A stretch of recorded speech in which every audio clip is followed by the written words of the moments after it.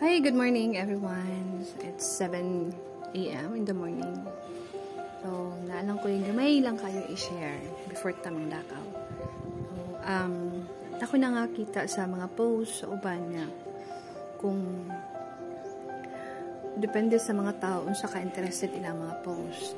And then, kabantay mo nga, ang ubang tao is kanang patingala ka biskan inspiring imong post or dili pa na siya basta feeling mo murag okay ra pero kanang walay mag-like or mag-heart like ay mag sa tao na basta walay mag-like sa imong post but daghan kayo kay makita nga daghan ang views.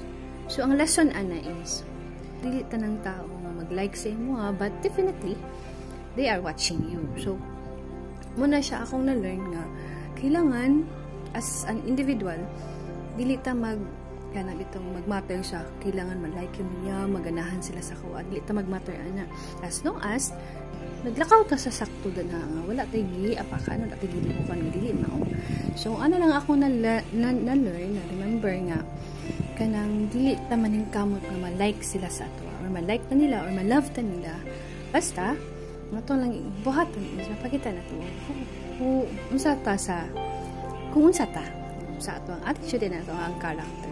So, nauna rin na ako nahuna-hunaan ha. Pero kanang mas nakuan ako, nabasig yun ako karon.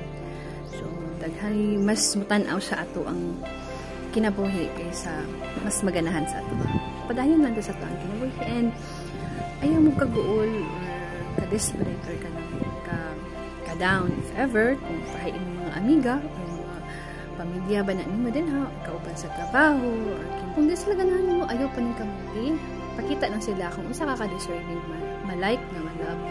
So, that's all for today. Bye-bye. Manglakaw na may tanan kaayuhan. God bless all.